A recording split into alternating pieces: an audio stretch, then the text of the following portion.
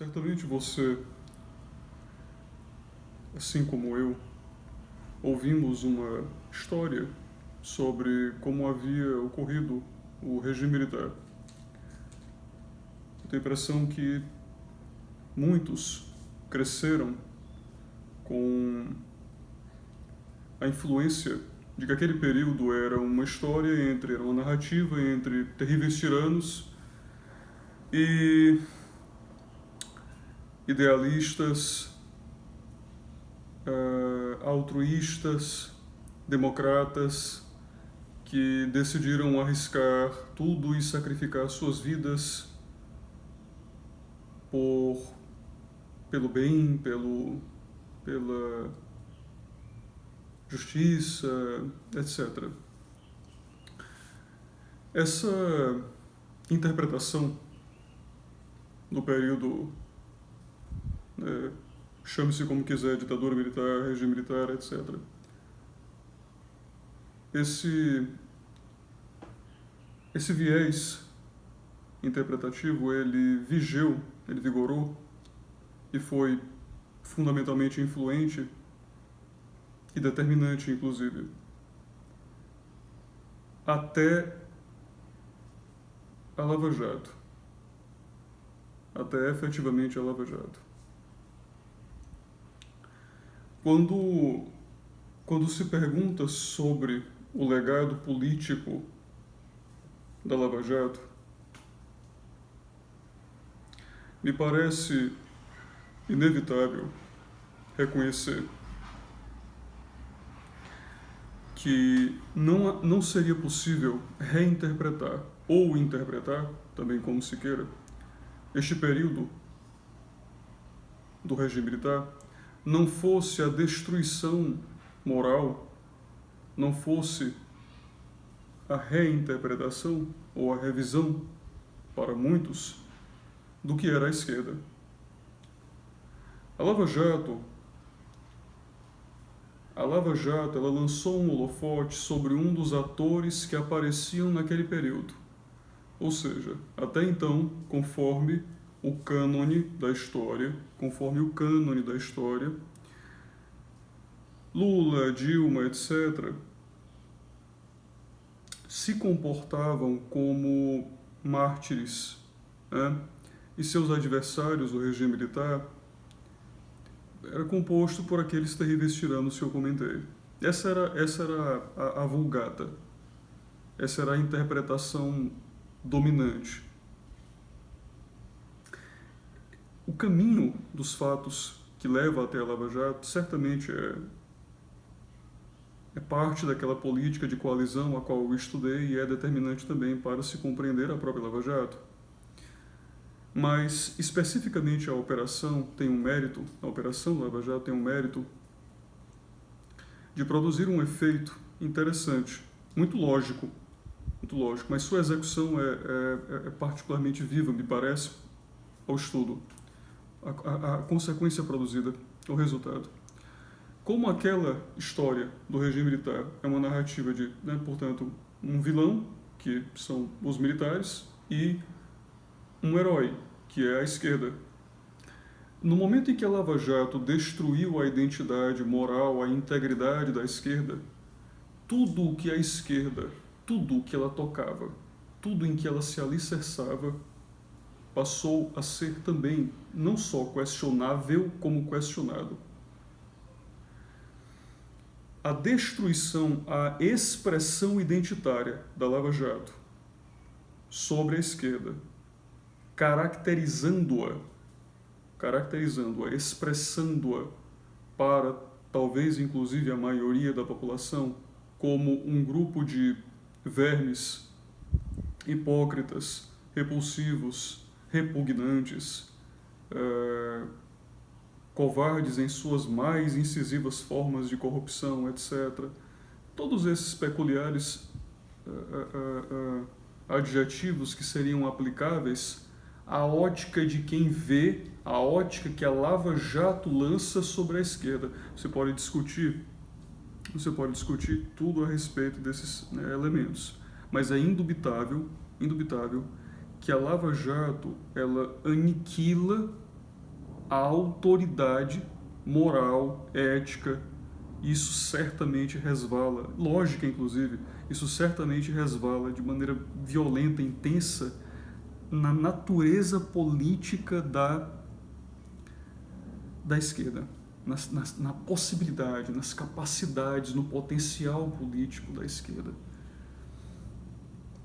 O resultado disso, portanto, dessa revisão, caso se queira, dessa revisão sobre o que era a esquerda, permitiu a revisão do que era a direita, né?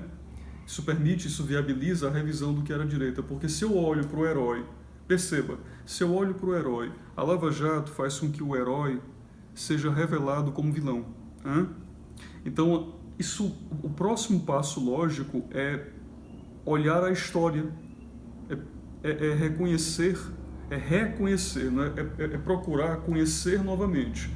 Bom, agora eu sei que eles não eram heróis, quer dizer, né, alguém que não tivesse notado nada a respeito disso e assim se observasse ali pasmo com as revelações da Lava Jato diante do que fosse a esquerda. Ora, agora eu percebo que aqueles que eram vendidos como heróis são, na verdade, uns nada, né, uns vermes, uns vagabundos. Uns vagabundos. Eu tenho diante de mim uma corja de vagabundos. Essa revisão fomenta a outra. Então, agora eu me permito, o sujeito que vive, né, que nota isso, que é atingido por essas inflexões, ele passa a se questionar. Peraí, mas eu não devo também... Ele não só se permite, mas ele também se reconhece em dever de revisar os outros elementos. Será que eu não estou tomando por vilões aqueles que talvez fossem eventualmente heróis? Então, qual foi a leitura que a Lava Jato permitiu? A leitura que a Lava Jato permitiu é a de que os militares seriam como que heróis politicamente incorretos. Algo dessa sorte. Heróis politicamente incorretos. E a esquerda passou essa leitura interpreta a esquerda como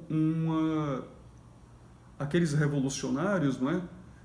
Guerrilheiros, etc., como membros de uma tirania comunista, né? Ou seja, ideologicamente autoritária, uma tirania internacional ou uma entidade ideológica autoritária internacional que procurava tentacularizar sua influência sobre o Brasil, obter controle sobre as instituições, etc., e assim adiante.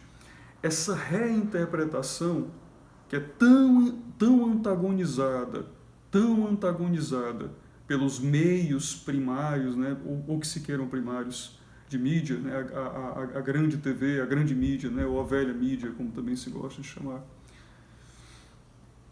Essa interpretação que é tão antagonizada, ela foi amplamente fomentada, não só permitida, mas fomentada como legado da Lava Jato.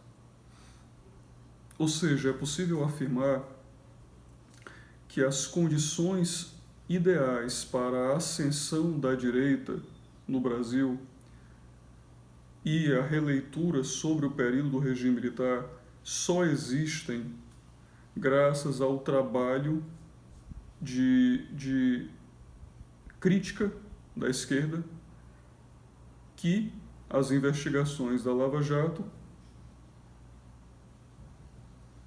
além de permitir, impuseram ao bom analista. O bom analista hoje lhe é imposto, lhe é demandado realizar esse procedimento.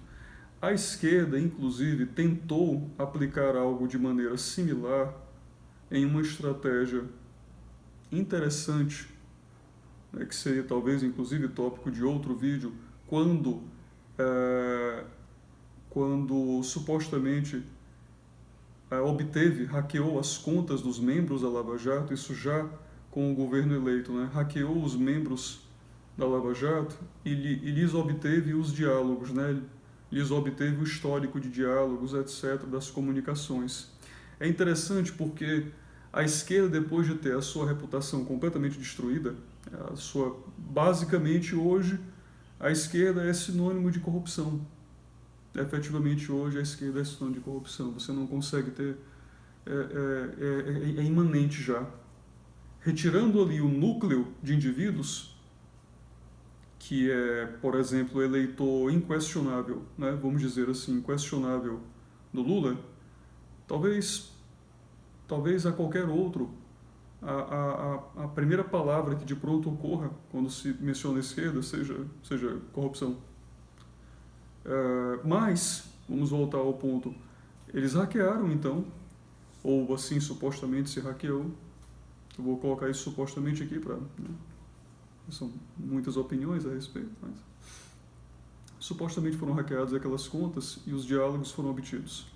Dado que os diálogos foram obtidos, esperava-se o quê? Né? Eu me imagino... Vamos ponderar o que é que o Glenn Greenwald, por exemplo, pensava a respeito disso, né? Certamente ele estava babando, estava sedento pela ideia de que uma propina, né?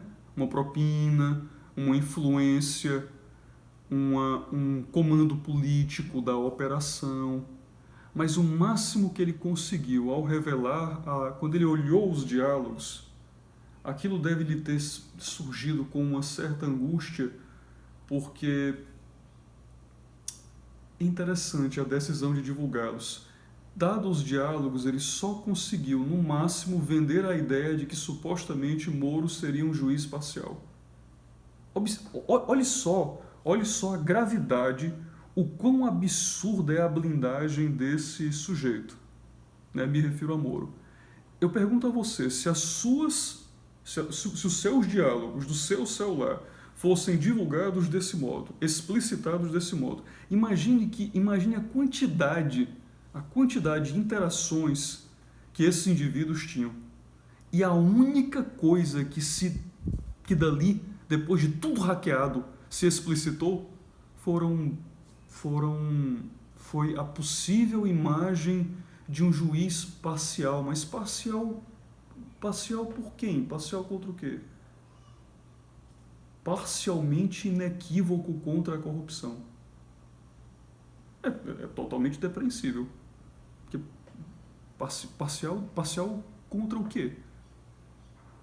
Contra o PT, talvez, seria a ideia, mas diversas condenações de outros partidos, etc. Isso já se sabia. Então, quer dizer, a revelação das mensagens, pelo contrário, fortaleceu a identidade arrojada, a identidade obstinada, inquisitória, talvez assim se queira. Eu costumo criar essa analogia, né? Pelo ânimo da Lava Jato, né? O ânimo de caça da Lava Jato. E o ânimo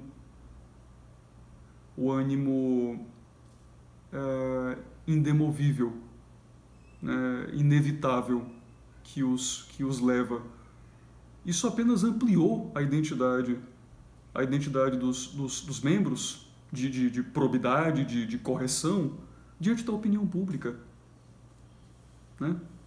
Isso é muito interessante, quer dizer, a esquerda tentou inclusive de todas as formas, revelar supostamente quem eles eram de verdade. Isso só piorou a situação que a acometia, porque eles descobriram que eles eram de verdade aquilo mesmo que se imaginava que eles eram de verdade. Sujeitos fanaticamente obstinados ao combate contra a corrupção. Tanto é que você nota que ninguém argumentava naquele período, quando divulgava-se, falava das mensagens do Intercept, ninguém argumentava a inocência dos membros da esquerda. É surreal.